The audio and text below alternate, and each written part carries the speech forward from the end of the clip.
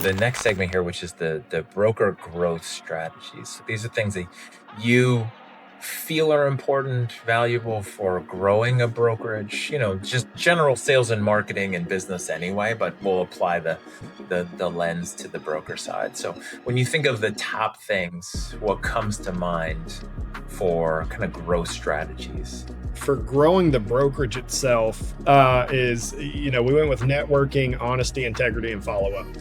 And honesty, integrity is kind of one and the same for these purposes. But, in the networking space, knowing people is everything, whether that's pointing a buyer to a vendor service or pointing a seller to a bookkeeper because their books need to be cleaned up for 12 months before we do this, helping them save on insurance or any of that stuff. Like, having great connections has just always been a positive. I don't see how that's a negative if you know some people and have a good relationship with them.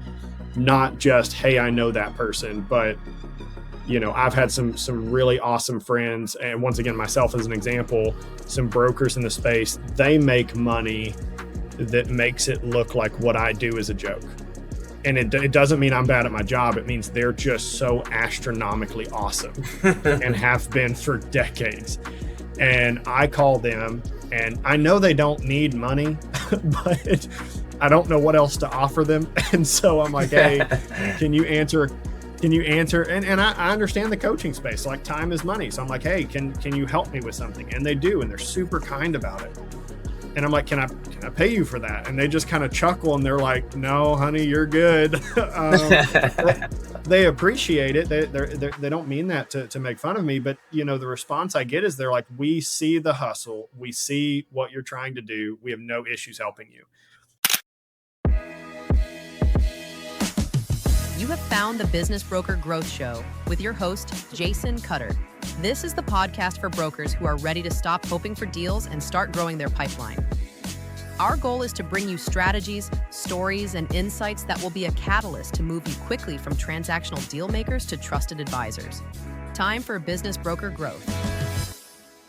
Hey everybody, Jason here with my new friend Daniel Brainard from NextStep Capital here for the after show.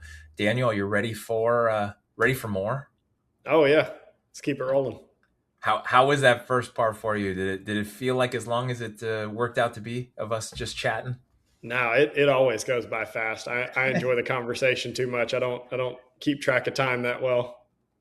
I'm excited. You in the beginning, in the first segment, you mentioned having your own podcast, launching it. You and I talked about that offline before, and obviously, I'm a big supporter of podcasts. I think there's always enough space for podcasts. I think when I started my sales one a long time ago, I didn't do it for a while, and then I heard somebody talk about it. It's like, you know what, everyone has something to share, and then people like different things. Some people like Gary Vee, some people hate Gary Vee. Some people like Dave Ramsey, some people hate like Alex Hermoso. Like, I'm thinking of the people that you mentioned, right? There's periods of times where it's like you like them or you don't want to hear them. And so I think there's something for everybody. I'm very excited for what your podcast is like and how that conversation flows.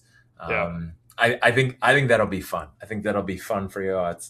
I could see it being a very good, valuable dialogue back and forth, especially if you can get some business owners on. It should be a blast. That's the goal. I like talking to, and I've always been intrigued by like how someone did something. Not the end result is always super cool. Like, hey, I got a Lamborghini, or I bought the dream house, or I, finally flew private for this or that. Like, that's always awesome. Whatever the thing is that it looks like on the tail end. But I like hearing the story. I like understanding how you navigated all those hard times, because I think people have seen versions of my life and wondered, how on earth did this kid survive? And then also looked and been like, in the same breath, be like, oh, it must be nice. And I'm like, you have no idea how terrible it can be. Well, it must be nice that his dad co-signed and just basically got him into business, and that's why he's successful, right? Yeah. Must be must be nice. Must be so nice. And I'm like, I think I felt the weight of my dad signing that, and it didn't feel like a blessing. It felt like such a high obligation to not Yeah, fail. probably heavy. Yeah. Yeah, And definitely. he didn't put that on me. It just, like, personally, I didn't look at that as like, oh heck yeah, this is easy. I looked at it as like, I got to make $220 in the next 30 days to make that payment, because I am not asking him for money. Even though my dad is such an awesome guy, like he would have happily helped me with that Yeah. more than I would have needed. But like, that was now my problem, and so I had to figure that out. And praise the Lord, like we did every month, paid it off a couple years early, like, you know.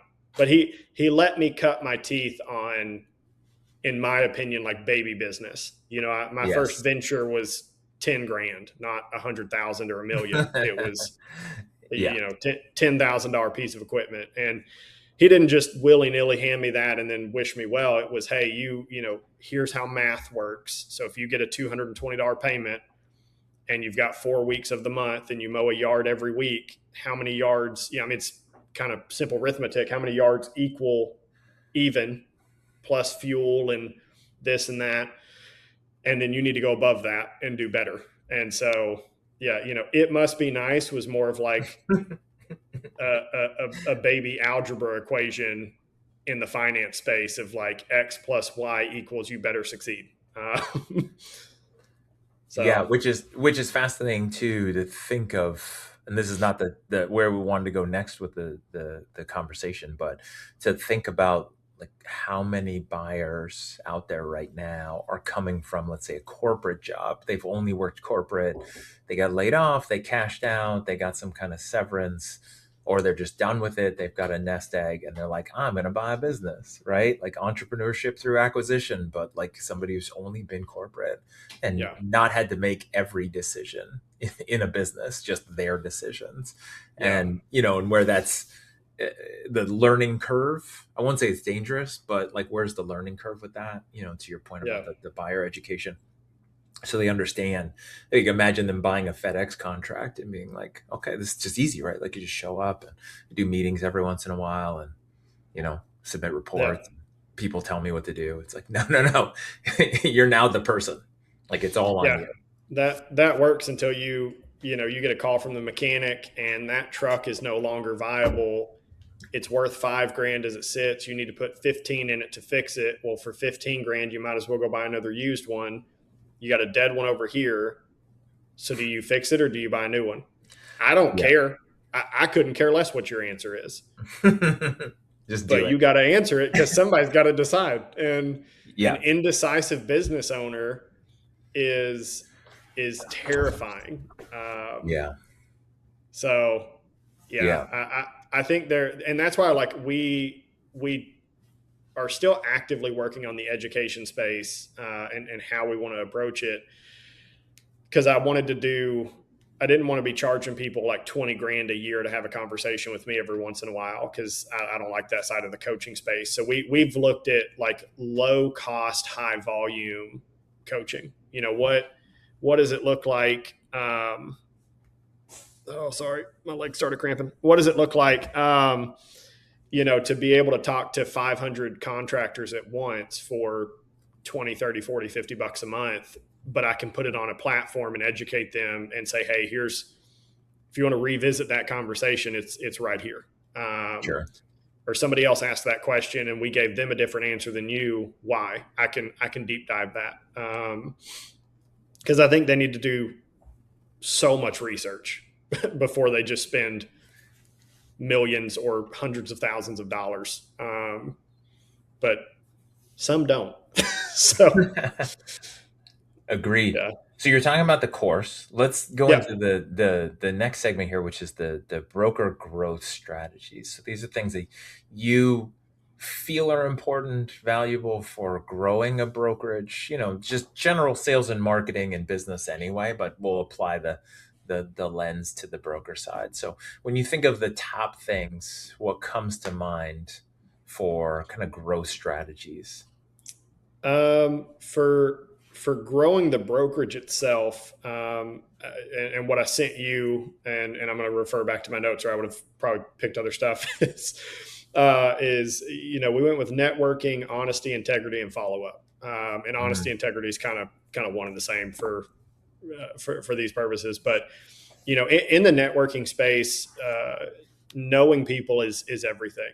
Whether that's pointing a buyer to a vendor service or pointing a seller to a bookkeeper because their books need to be cleaned up for 12 months before we do this, or helping them save on insurance or any of that stuff. Like, having great connections has just always been a positive. I don't see how that's a negative if you know some people and have good relationship with them. Not just, hey, I know that person, but I've had some really awesome friends, and once again, myself as an example, some brokers in the space. They make money that makes it look like what I do is a joke. And it doesn't mean I'm bad at my job. It means they're just so astronomically awesome and have been for decades. And I call them, and I know they don't need money, but I don't know what else to offer them. And so I'm like, hey, can you answer? And I understand the coaching space. So, like, time is money. So I'm like, hey, can you help me with something? And they do. And they're super kind about it. And I'm like, can I pay you for that? And they just kind of chuckle and they're like, no, honey, you're good. They appreciate it. They don't mean that to make fun of me, but the response I get is they're like, we see the hustle. We see what you're trying to do. We have no issues helping you. Yeah. And via my network is how they're okay answering that phone call. Once again, if they didn't care for me, they wouldn't pick up the phone. And so whether it's brokering or entrepreneurship or any sector you're in, like, that network is just awesome to be able to make a connection and say, hey, I don't have that answer. Let me connect you with someone who does. Or, hey, I am that person that, because I know them and they know someone who has a need, it now makes it to me. I've just never seen how that's a negative. Yeah. You can know bad people. You also don't have to network with them. Yeah. And for people who don't have a network, that's the place I tell them to start. You do free phone calls. You do intros with people that message you on LinkedIn and say, hey, do you want to be on a podcast? And, and you expand in whatever areas you can. And you have to give value first sometimes before you can ask for something in return. Or, the lady who is in my home state, she's super awesome, super knowledgeable. She didn't ask for anything from me, but, for all the information she's given me, and I know, like, obviously money wouldn't be a bad thing, but she's made it known she doesn't care about that because she makes plenty. And so I was like, well, let me ask you a question. Do you like coffee? She's like, oh yeah, we drink, I'm drinking it right now. I love coffee. Well, my wife is from Honduras. And so we have, her family has coffee farms down there. So we get direct source, from coffee farms. And so I was like, hey, I'll send you a few bags. Because I think it's a kind gesture to say, like, you've helped me so tremendously. I can't really do anything for you, but I can be kind, and give something back to my network. And so we send coffee to people, so many people. It's hilarious. And then the others being like honesty and integrity. Yeah. If I don't know something, or if I have to have that hard conversation, like, that's where we thrive is, if somebody asks me, like, well, why is my business not selling? I don't want to just give them some nonsense answer. I want to actually be like, hey, it's because your payroll sucks. And then there's being honest in the sense of, how we broker, how we market. Like, if a client comes and starts asking me how we're doing something, I'm going to stop and take the time and explain to them, this is it. This was our conversation. This is how we can help you. And then sometimes, like, we've had clients call and say, hey, I want to sell my $1 million business for $1 million. And I say, it's maybe worth 600. Like, I will be completely straightforward with you and tell you, I can't help you with that. Maybe somebody else can get you $1 million for it. I can't, because I don't see $1 million of value there. But having that ability to be open with them, stand on what we believe in. I think if you're going to start a brokerage firm or just be a broker, you need to have certain principles that you say, hey, this is where I draw the line. I'm not going to help you fudge your books. I'm not going to sit here and lie about, something you're doing in your business that's going to come back and possibly take away my licensure or get me in a lot of trouble. I don't want to use my E&O insurance if I don't have to. So, being able to just be transparent with everybody, that to me, that seems so casual. If it's not for others, I would encourage them to work on it. But I want my clients to feel like I'm going to give them that honest answer. One of the guys, we're listing his company right now. Our first conversation was, how much do you want to sell it for? X. I was like, awesome. That sounds good. He goes, but I do want to know what you think it's worth. I'm like, well, you were going to get that either way. But he said, if it's worth less, I just want you to tell me. And I was like, yeah, of course. I said, the only reason I ask your number, because some clients don't want to give it to me. The reason I ask your number is I want to see if it's an emotional thing or, somebody just told you one day that it's worth a certain amount of money. Yeah. I want to see where you're coming from. Like if you say, hey, I'm in the FedEx space. These things average 60 to 70 cents on the gross revenue dollar. So $1 million should sell 600-700. There's some variables that'll take it up or down. And you come to me and say, I want to sell it for 900. I'm going to go, okay. Why? Where'd it come from? I don't mind. Maybe it's worth 900. Maybe you have brand new trucks across the board, and that would increase the value because you might have $600,000 worth of trucks. Well, then it's possibly justified. If you have $100,000 worth of trucks, I'm trying to figure out where we're bridging the gap here. Because then all you're going to do is get mad at me 6 months from now when we've not gotten the first phone call on it. And so I want to be honest with you, and then I have to go negotiate on your behalf with some integrity. I have to be honest without disclosing all of the details, but I can't do that in a way that puts us in a vulnerable position. When you're talking about sales strategies, you saying something wrong, trying to be flashy can come back to bite you in the rear end very quickly. Mm-hmm. Yep.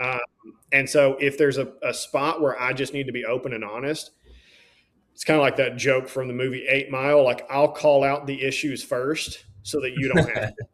Right. If the fleet sucks, then I'm going to acknowledge that. We're not going to sit here and pretend like there's an asset sheet. It says what they are. If all those trucks have 500,000 miles on them, you're going to see that pretty fast. But then I'm going to turn it and we're going to talk about the good sides of the business. I'm not lying to you. I can be very, ethically okay with how I handled that. But yes, this part is bad. Let me show you why we think it's good. And then it's between you and I to determine if there's something to bridge the gap there. If not, okay. Yeah. And I think that's so important when you know the things that are going to come up and you don't just ignore or avoid them, but you bring them up in a way that's, part of the conversation. I think that's valuable. Yeah. You mentioned on the list too, follow up. What does that mean to you and why is that important?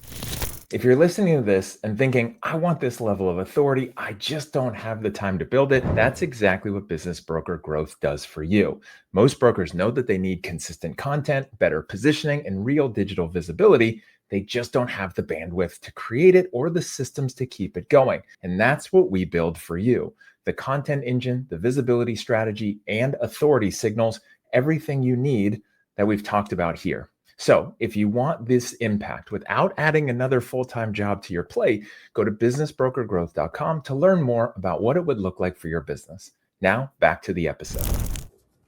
Yeah. And I think that's so important when you know the things that are going to come up and you don't just ignore or avoid them, but you bring them up in a way that's, part of the conversation. I think that's valuable. Yeah. You mentioned on the list too, follow up. What does that mean to you and why is that important? I think just maybe it's different in other brokering spaces that aren't logistical related, but like one of the biggest things we hear, and I hope we're great at it, or at least better than some of our competitors, is I guess follow-up is an issue. There are seasons of life where I struggle with it more, not because we don't want to, because we were fixing systems of how we did it. And I was trying to figure out the better way to do it that when you post one business for sale and you get 40 or 50 inquiries, that's 40 or 50 conversations. I don't have time for 40 or 50 conversations. Or let me rephrase that. I have time for 40 or 50 conversations if I list a deal, sell a deal, list a deal, sell a deal. Right. If I want to list 5 or 6 deals or 10 or 12 deals or 40 or 50 deals, something in that system of operations has to change. And a bottleneck that we saw early on, and something that, like, as we build out the firm, the systems, any pipelines, anything we're using, CRMs, whatever, website, I don't care, is follow-up is a bottleneck, where enough data needs to be going out constantly and enough check-ins need to be going out constantly that somebody doesn't feel like they're just sitting out there waiting for us to get back with them. Especially with tech and AI, and that's something that we hear from people, buyers and sellers, where it's like, well, I talked to so-and-so from the buyer side and it took him 3 weeks to send me back an email. And I'm like, the only time that has happened to me is like just abnormal error. Like I accidentally opened the email on my phone and then didn't hit the unread button for me to be able to like send the PDF when I got to my computer. And so it's like a one-off, and that's human error is everywhere. So like there's a margin there where I'm like, that's fine. But then you also have like a group of, we had a group of sellers we were talking to, and they said, yeah, we presented this to one broker and he said, circle back with me in a month and I'll see about listing it. And I was like, is there like a variable in here that I missed? Like, is there something like that you all said to him you didn't say to me that would make that month put in play? And he said, not that I know of. Like, I've said everything to you that I've said to him. And I'm like, I could probably put you on the market in like 6 or 8 days. And 2 or 3 or 4 of those is going to be just how fast you can send me the packet we ask for. But to fill out a listing document's like an hour. I mean, it's not, it's plug and play documents. Like, this is not rocket science. At least that's how we have it set up. And so like on follow-up, I'm like, how is that such in a day of AI? We've got a virtual assistant. Her name's Jack. She's super awesome. I encourage everybody to have some version of that where, like, if I miss the email, it's immediate that she will circle up and at least not make a client feel like they're just sitting out in the wind waiting for something. Now, there are times where we have to say, like, hey, there's a tax return being completed. Give me a couple weeks. I have no control over that. Yeah. And we can say, follow up with me anytime you want to about it and just check in.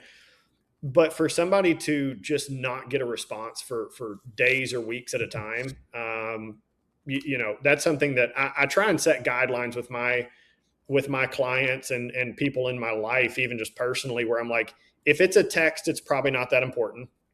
If it's a phone call, my goal is to get back to it within an hour or two. Sometimes it's longer, sometimes it's shorter. But the average is like 2-ish hours, maybe 3.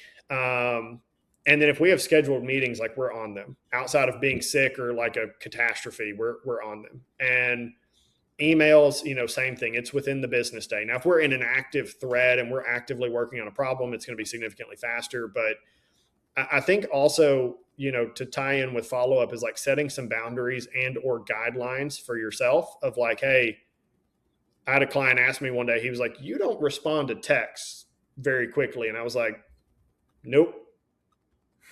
It's like, there you go. Correct. And he said, why? And I said, because I probably get 50 an hour and there's just only so many I can respond to, not counting phone calls, emails, LinkedIn, Instagram, Facebook. I mean, there's 20 apps nowadays on your phone. You got to go look at and see if there's a message on. And so I was like, but you notice the second you call me, within half an hour, if you're a seller of mine, I'm usually answering the phone. Now, if I'm on a podcast for a while, then that's different. But, the follow-up there is highly important. I don't try and starve off those conversations. It could be good news or bad news. I need to talk to them. Yeah. So to me, I know it sounds dumb because it should be a given, but it's almost like I see it as such an issue that I didn't know how not to acknowledge it. No, and I think what's wild is it is an issue. It's a perpetual issue. Sales, business. It's one of those things where the follow-up just doesn't matter. And it's generally with operations or business owners. A business broker is an owner of their own business, even if they're, a one person shop, is for some reason, it's generally the ones that are not successful and maybe wondering why they don't have more business, and then they get too busy and then just things fall apart and they have no systems. And it's just fascinating. And I love what you said too about the expectation is, somebody texts, then it's only so important. If it's really important, call. But I'm the same way. Like, I don't jump. My phone has no notification, like no sounds on, right? So if you text me, it's only a function of when I see it that I'll know. If you call, I'll know, but otherwise everything is silent because it just drives me crazy. And if it's important, you call. If it's not, right? Like, I know, like, it's funny, I tell people all the time, with my parents, like, they're retired. They for a period of time, they were going on cruises. They were super busy. I'm super busy. They know we're busy. We text back and forth to coordinate when we're going to set time to call and talk to each other, and for regular updates. I know if my mom calls me, something must be wrong, right? Because she doesn't just call me to chat. Like, we know, but like, if she calls me, I know to answer it because somebody's sick, somebody died, something is wrong. Like, there is a crisis, because it's escalated from text coordinating and scheduling calls, like, which might sound weird with parents, but it's like, everyone's so busy and they understand that. And so I think that is lost, where people get upset because they don't, get a text response. Like, but it's a text. It's not meant for communication. Neither is email. Clients are different from like family. I kind of have a rule amongst everybody in my family is kind of entrepreneurial or business owner or something like that. Some of us are deeper in than others on just like intensity. Everybody's successful in their own regard, but something outside of my wife and my mom and dad, something that we have kind of put in place, and I started this years ago, was like, if you call me once, because family, like, it could just be chit chatting, hey, I saw a cool truck on the interstate and I wanted to tell you about it. To like, I have brothers that are entrepreneurial, like, they'll call me and be like, hey, how would you handle this client or handle this issue? Or like, can I just use a sounding board, vice versa? Cousins, like, I mean, it's just, we have a massive family and I love it. But we kind of set it in place of like, if you call me twice back to back, somebody had better be in trouble. There better be a decent issue. If you just call me once and I miss it, like, I apologize if that hurts your feelings, but like, you'll be fine and I'll get back to you at some point. Because there's just too many, like, some of my heaviest days when we owned like 4 or 5 businesses at once, deep into FedEx, all of these things. I mean, I'd have 150 phone calls a day. And I'm like, I don't want to talk to everybody. And I don't care if I talk to half of you. Like, and you have to start making decisions on like who is worth talking to and who is not, because the day is just so short. So yeah, that's been a thing that we have had to, try and measure out. And then with clients, I just try and tell them, like, on the front end, they probably don't remember it all the time, of like, I do my best to get back to everybody. You are not my only seller. But if you give me a couple hours, and usually I'm pretty good about shooting them a text. I won't do it if I'm on like a podcast or something, but like, if I'm just on a different call or a Zoom, I can usually text them back and be like, hey man, give me 30 minutes, give me 2 hours, give me, this or that. And try and get to them. But at least some version of communication. And some days I have to text them back, hey, it's 9:00 at night. Unless you're adamant we call right now, you're first thing on tomorrow's list. And more often than not, it's like, oh, hey, I was just going to ask you these 2 questions. It can be tomorrow. It's okay. Yeah. But and really that comes down to what you were saying earlier too, about the people who just don't get any follow-ups, is as humans, we just hate the unknown. So and we think everything is important, and then we realize, most of it's not, like, urgent and critical. But doing those little things help. Setting the expectations. I call back here, or I'll call you in this many hours. Like, I'll respond in this kind of way. I think that's always helpful, because it makes people feel like, okay, I know he will Yeah. call back. I know he will respond. It's okay. Or in that case, text me. If I actively Yep. text you like, hey, I'm on I'll do that. Hey, I'm in a Google Meet. Shoot me a text. If it's textable, let's do that. Yeah. If not, this one's scheduled to be done in 20 minutes. I'll call you. You're number one on the list, or 2 or 3. There we go.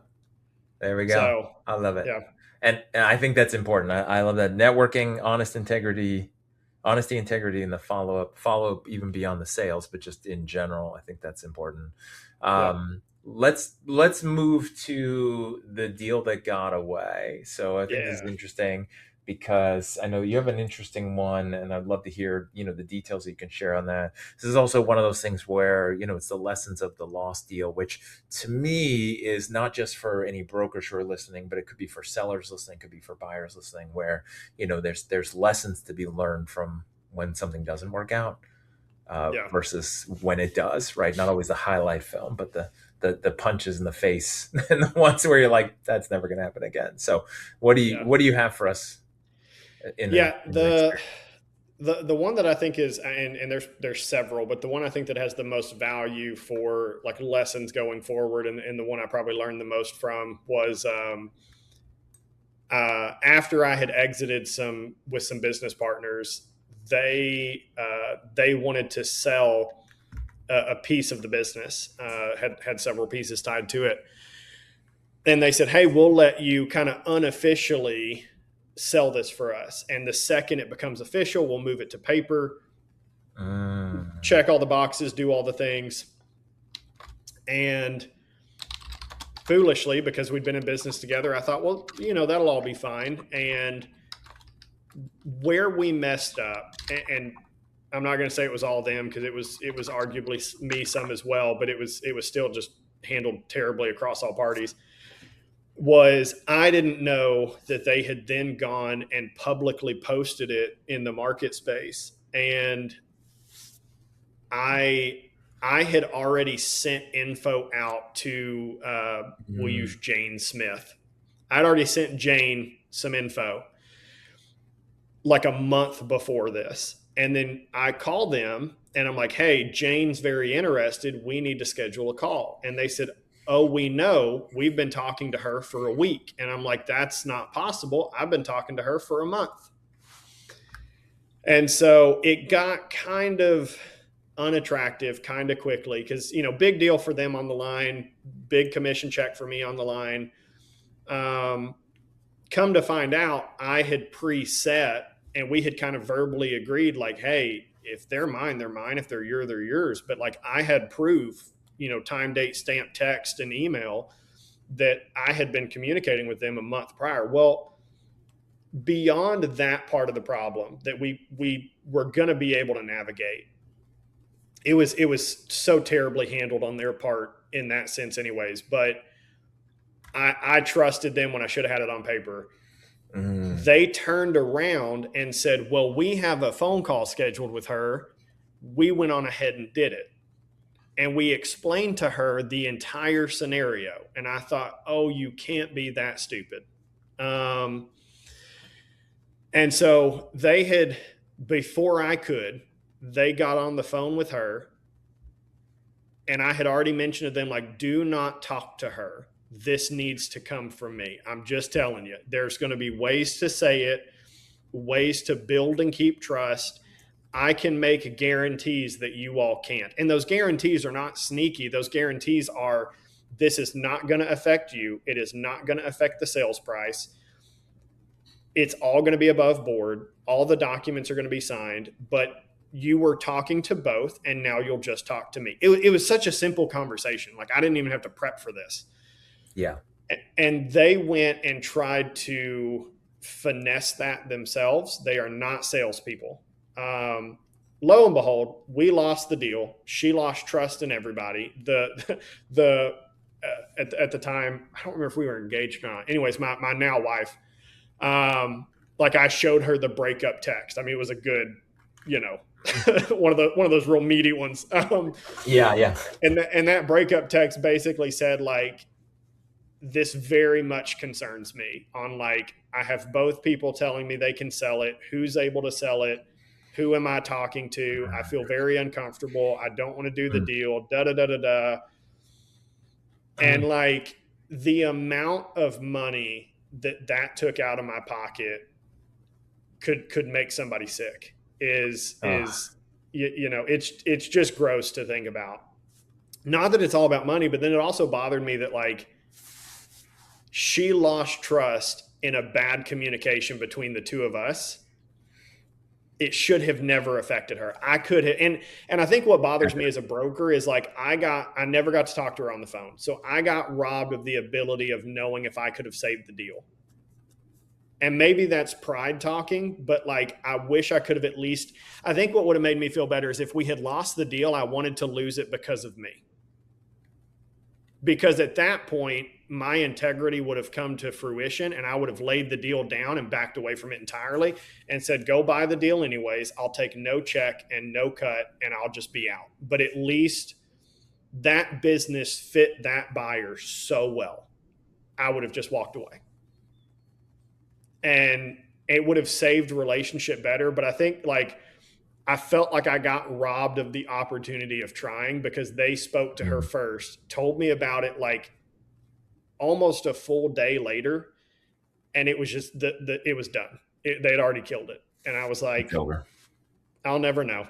So never know. After a day or two of beating myself up about it, we moved on. There's another deal. It's fine, but that's the one that got away that, probably taught me the most lessons. I should have handled all of the document stuff better. I trusted probably when I shouldn't have. I could have also, like, another thing I learned was like, I went to them and said, hey, like, we're just out. We took down some of the, like, we didn't post anything official. We just posted like some coming soon, some little like feelers, basically like all above board, all legal, but just some feelers. We took it all down. And I was like, if you guys do a deal, go do a deal, but please don't call us. And these are former business partners of mine. I was like, I can't help you, nor will I at this point. Because there's boundaries that got crossed that should have never gotten crossed.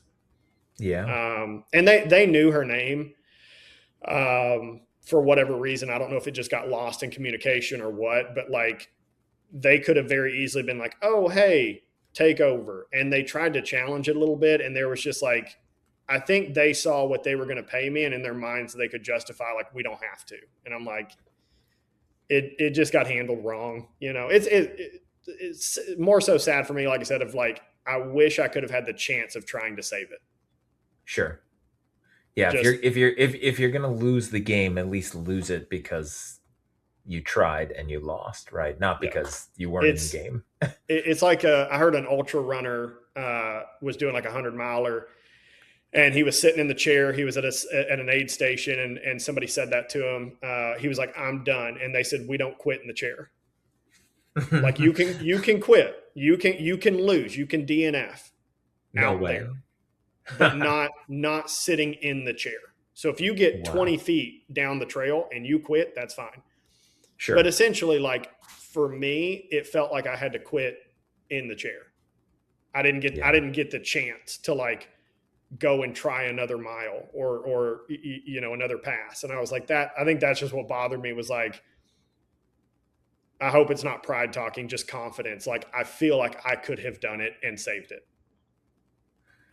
Because the trust is built with us. And it's because you wanted to be in there, right? It's like losing a game from the bench when not just that you could have won the game, but you didn't get a chance to be a part of success or not, and you just had to watch something that didn't work. So I think that's the difference, right? It's somewhat the pride, but the pride of not even giving a chance, I think is tough. So. Well, I appreciate you sharing that. I said this at the beginning of the end of the first episode. Appreciate you sharing and the transparency and the vulnerability and that stuff. I know that the lost deals aren't fun to talk about, but there's a lot of lessons. There's as humans, we learn a lot more from from failure Oh, than we yeah. do from success. When everything is easy, we don't learn much, and we just think it's easy until, you get knocked down, like Mike Tyson's famous for saying, like, everyone's got a plan until they get punched in the face, right? And it's like, Yeah. that's when you realize like what you've really got, what you can do, what you can handle. So I appreciate you sharing that and everything for the show, even this after show we've been going on. This is great. I love the marketing tips and all the stuff we talked about, and this, and for people tuning in, they want to find out more.